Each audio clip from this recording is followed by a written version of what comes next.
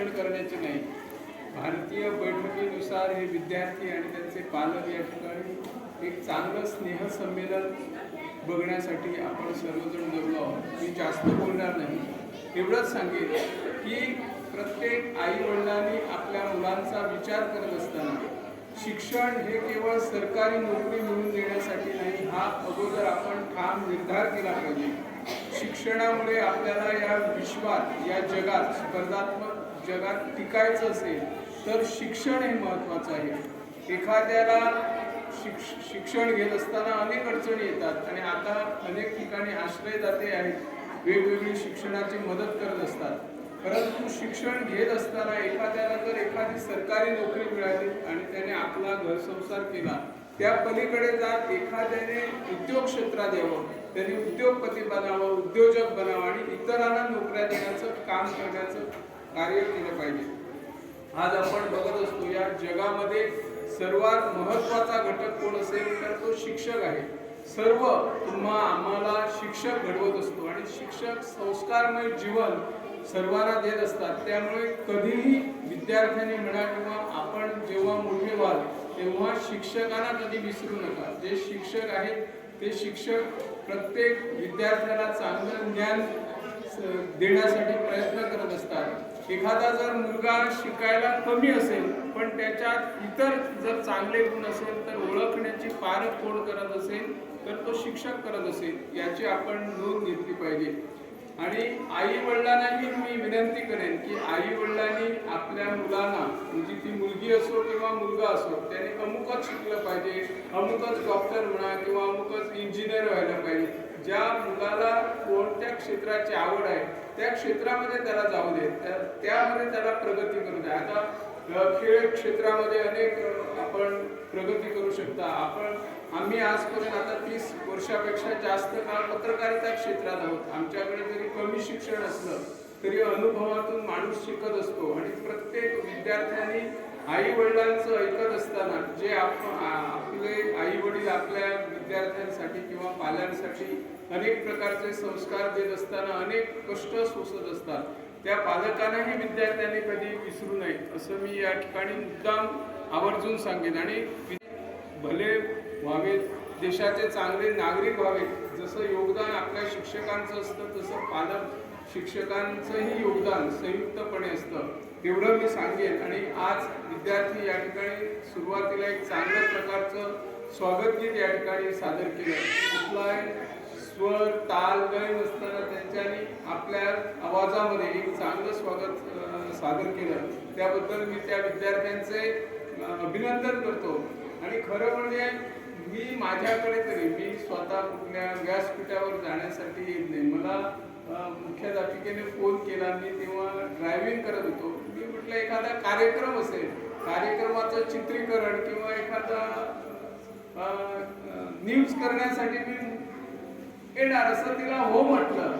मग त्याने काल मला निमंत्रण पत्रिका पाठवली. त्यांना मला जरा आश्चर्याच बसलं. खरं म्हणजे पत्रकारांनी खरं म्हणजे स्वतः व्यासपीठावर यायचं नसते, दुसऱ्यांना प्रसिद्धी द्यायची असते, स्वतःची प्रसिद्धी कधी घ्यायची नसते, असा मी तरी मला नियम घालून घेतलेला आहे. परंतु टीचरच्या आग्रहासाठी मी आज खरं म्हणजे व्यासपीठावर आलो.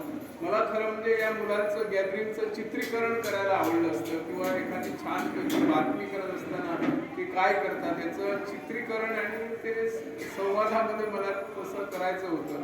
परंतु टीचरच्या आग्रहामुळे आज मी व्यासपीठावर आलो. पालक शिक्षक संघाने मला या ठिकाणी संधी दिली. टीचरने एवढ्या कमी मुलांना स्वतःच्या ऍडजस्ट करून एक गॅदरिंग ठेवलं आणि टीचरची कौतुकास्पद बाब आहे. मुलांचे कलागुण हे मुलांच्या कलागुणांना आपणच वाव द्यायचा असतो. मुलांमध्ये, सर्व मुलांमध्ये काही नाही काही कलागुण लपलेले असतात, ते आपण शोधून काढायचे असतात. आणि हे काम टीचरचे तसेच पॅरेंट्सचेही असतात. पॅरेंट्सनी सुद्धा पाहिलं पाहिजे की आपल्या मुलांमध्ये कुठचा गुण आहे, का आहे. वेगवेगळ्या प्रकारच्या स्पर्धा होतात, वेगवेगळ्या ठिकाणी होतात, त्यावेळी आपण मुलांना घेऊन गेलं पाहिजे. शिक्षकांना आपण सपोर्ट केला पाहिजे. आता आपण सर्वजण पाहतो आहे, सर्वजण इंग्लिश शाळांमध्ये, मोठ्या मोठ्या बाहेरच्या शाळांमध्ये मुलांना घालतात. कशाला चांगलं शिक्षण मिळतं, पण ज्यावेळी आपण स्वतः जाऊन तिथे देऊन जाऊन पाहतो त्यावेळेची मी त्यांना दोष देत नाही किंवा त्यांच्या विरोधात काही तुम्हाला भडकत नाही किंवा सांगत नाही. पण आजकाल अनेक शाळांमध्ये असं पाहायला मिळतं की मुलांमध्ये भेदभाव केला जातो. अमुकच अशा मुलांना प्रोत्साहन करून त्यांना पुढे काढलं जातं, थोड्यांना मागे काढलं जातं. इतर पॉलिटिक्स असतील आणि कुठे आणि कोण असतील त्यांच्या मुलांना वरती काढलं जातं आणि सर्वसाधारण जी मुलं आहेत ती अशीच करून जातात. आपण खूप ॲडमिशन देऊन पैसे भरून आपल्या मुलांची चांगल्या स्कूलमध्ये ॲडमिशन करतो. मित्रांनो, खरोखरच इथे पहिल्यांदाच उल्लेख केला निवृत्ती शिरोडकर सरांनी, तो म्हणजे स्वागत गीताचा. आपण जर स्वागत गीत त्यांचं ऐकलं तर त्या स्वागत गीतामध्ये कुठल्याच ताल नव्हता, सूर नव्हती, म्हणजे तबला नव्हता, पेटी नव्हती, तरी सुद्धा ऐकायला ते तुमचं स्वागत गीत हे सुमधुर वाटत होतं. म्हणजे ह्यावरून कळतं की तुम्ही किती मेहनत या विद्यार्थ्यांप्रती घेतात. आणि खरोखरच सांगायला मला इथे अभिमान वाटेल की आम्ही ज्या वेळेला सरकारी प्राथमिक विद्यालय म्हणतो त्यावेळेला सरकारी मराठी प्राथमिक विद्यालयांना आम्ही एका वेगळ्या दर्जानं पाहतो.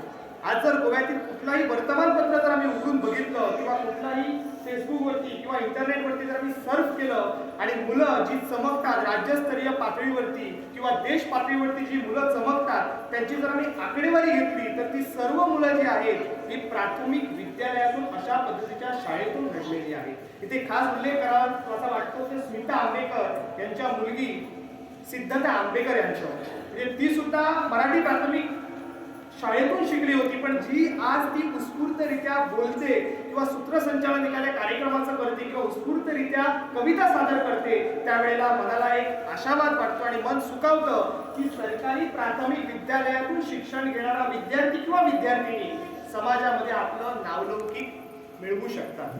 की आम्ही मुलांना आमच्या भोवतालच्या परिसराची, त्याचबरोबर आमचे मंदिरं असतील, संस्कृती असतील, परंपरा असतील, त्यांचा इतिहास जो आहे हा विद्यार्थ्यांपर्यंत देणं हा अत्यंत गरजेचं आहे.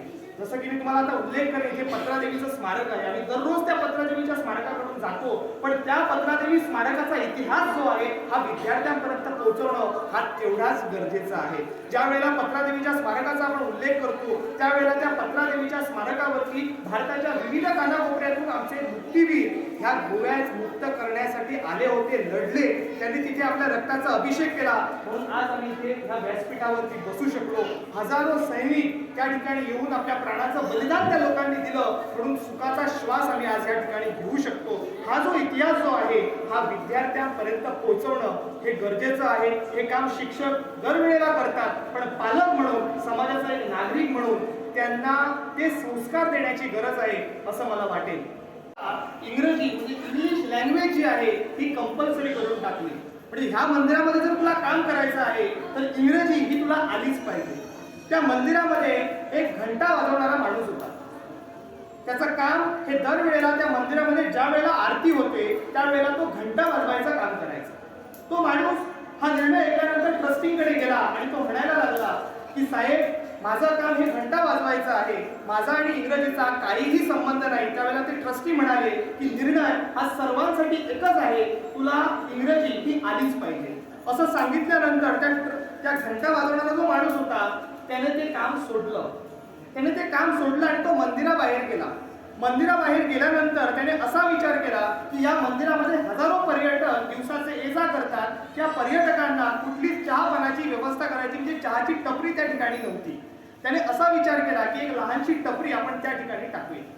त्यानंतर त्या माणसाने एक लहानशी चहाची टपरी त्या ठिकाणी टाकली. त्या चहाच्या टपरीला एवढा प्रतिसाद मिळू लागला की त्या चहाच्या टपरीचं रूपांतर हॉटेलमध्ये झालं.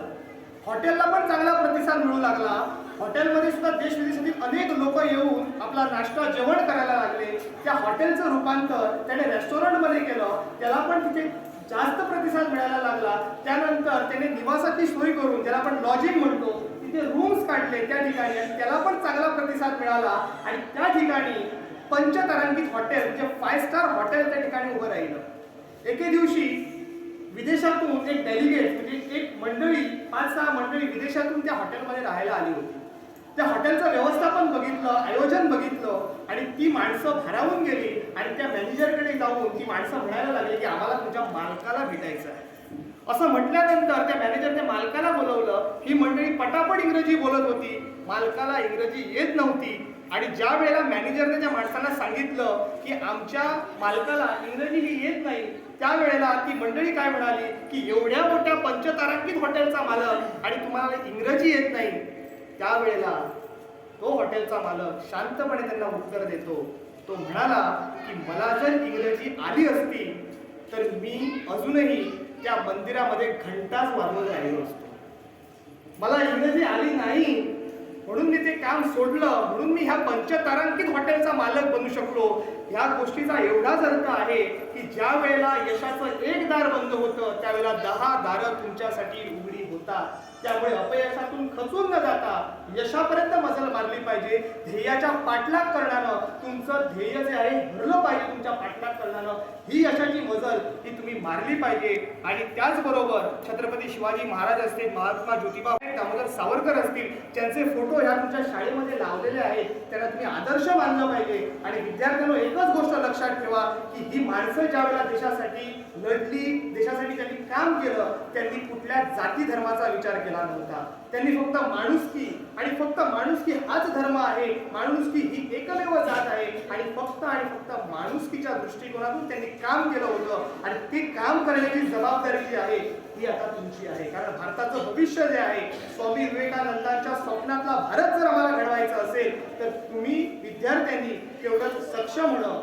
हे गरजेचं आहे असं मला वाटेल. आणि त्याचबरोबर ह्या तांबोशी सरकारी प्राथमिक विद्यालयाच्या या स्नेहसंमेलनाला उपस्थित राहण्याचा एक वेगळा अनुभव मला आला की मी ते कार्यक्रमाला बसलो होतो आणि ह्या कार्यक्रमाचं सूत्रसंचालन जे आहे हे शाळेच्या विद्यार्थ्यांनी करत होत्या आणि त्यांची हाईट पण या पोडियमला पोहोचत नव्हती. त्यावेळेला टेबलवरती उभी राहून त्या सूत्रसंचालन करत होत्या. म्हणजे मुलांच्या मनामध्ये, अंगठामध्ये, अंतःकरणामध्ये आत्मविश्वास कसा बळकावा. आणि त्यानंतर मला वाटतं की अशासारख्या उपक्रमाच्या माध्यमातून, अशासारख्या तुमच्या प्रयत्नाने निश्चितच येणाऱ्या दिवसांमध्ये या तांबोसे गावातून एक चांगला निवेदक, एक चांगला वक्ता, एक चांगला शिक्षक आणि एक समाजातला एक चांगला माणूस, मी म्हणेन एक चांगला माणूस आम्हाला पाहायला मिळेल. आणि त्या गोष्टीसाठी आम्ही सर्वजण आतुर आहोत.